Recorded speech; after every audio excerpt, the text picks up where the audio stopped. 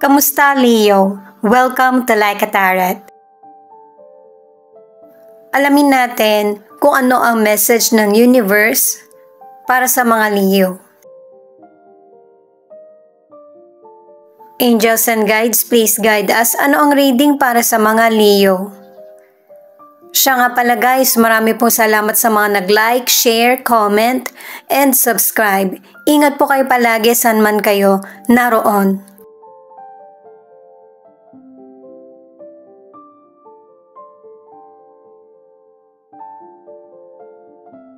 Itong card na ito na power struggle, ang ibig sabihin, bawat isa sa atin merong equal na karapatan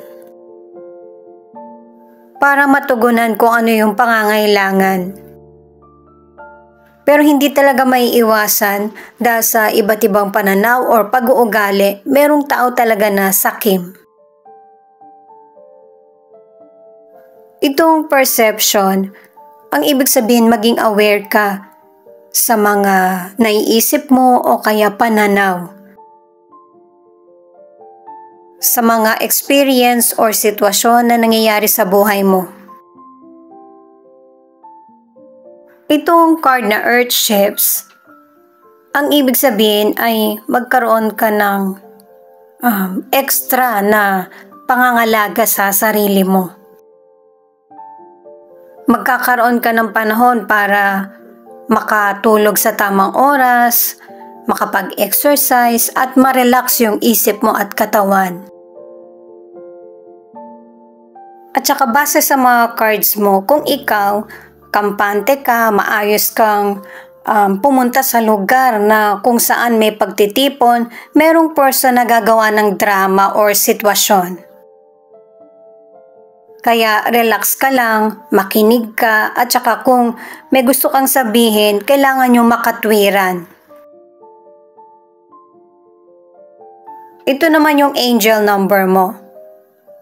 6333. It's a sign that your angels are trying to help you find harmony in this area of your life. Connected pa rin yung angel number mo na ito na yung pagkakataon para makapagpahinga ka at yung energy mo ay magamit mo sa positibo or tama. 1147. Always maintain balance between the different aspect of your life. At saka napansin ko lang sa mga cards na ito na merong person or stalker na nag-iipon ng ebidensya. Holiday man o hindi, maging aware tayo sa paligid. May anak ka man or wala, maging concerned ka rin sa kapwa mo. Lalo na kung bata yung involved.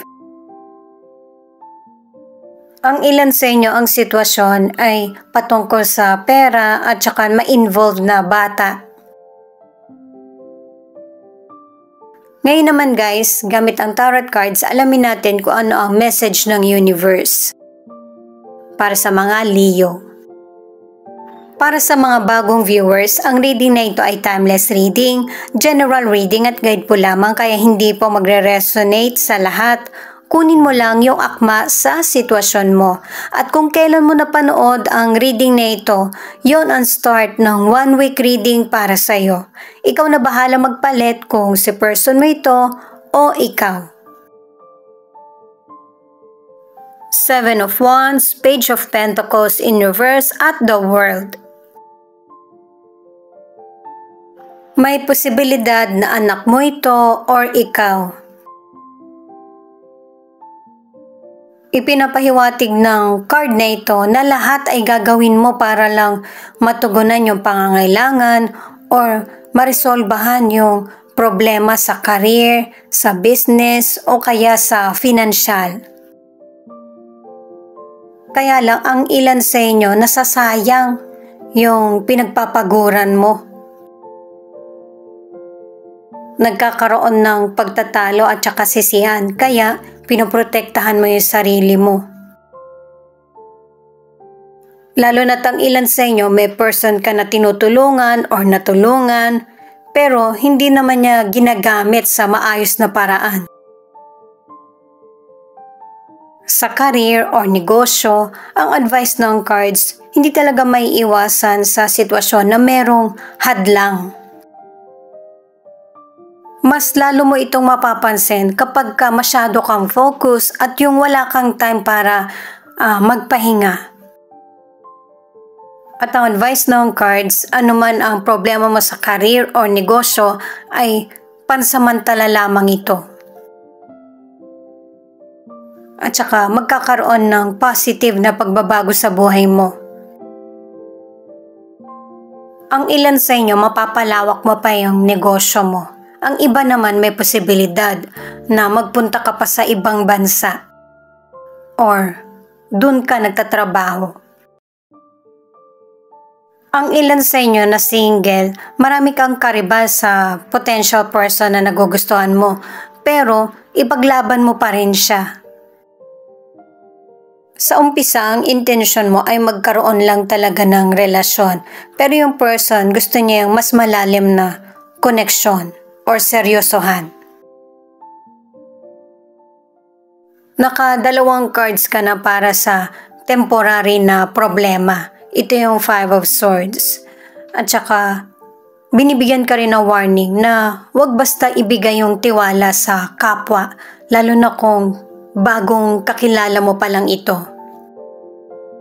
Huwag kang mag-alala kung ihiwalay mo yung sarili mo sa mga taong hindi naman talaga totoo sa iyo.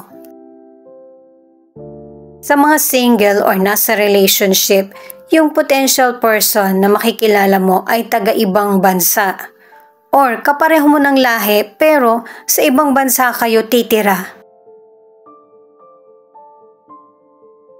Ang ilan naman na nasa relationship, nakadalawang cards ka na maayos ang relasyon nyo ng person mo.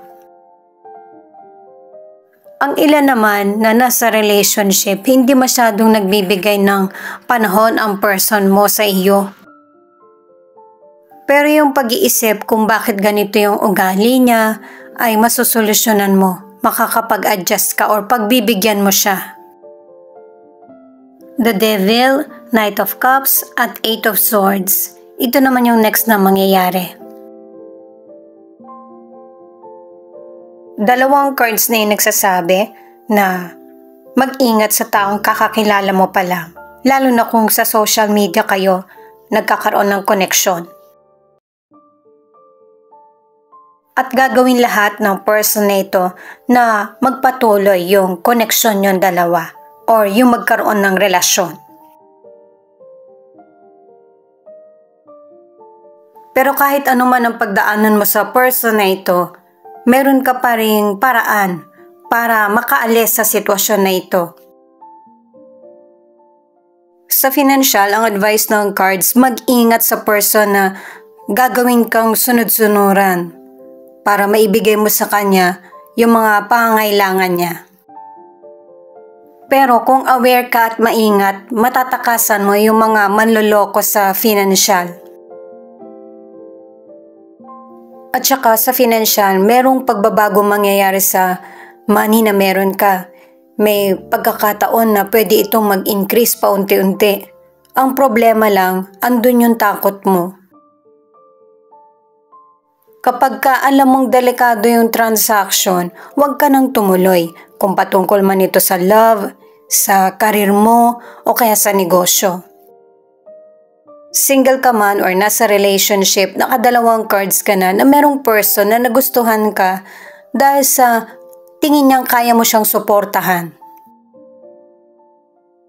Itong judgment ay connected pa rin na kailangan ng pagbabago sa sitwasyon mo or mga desisyon.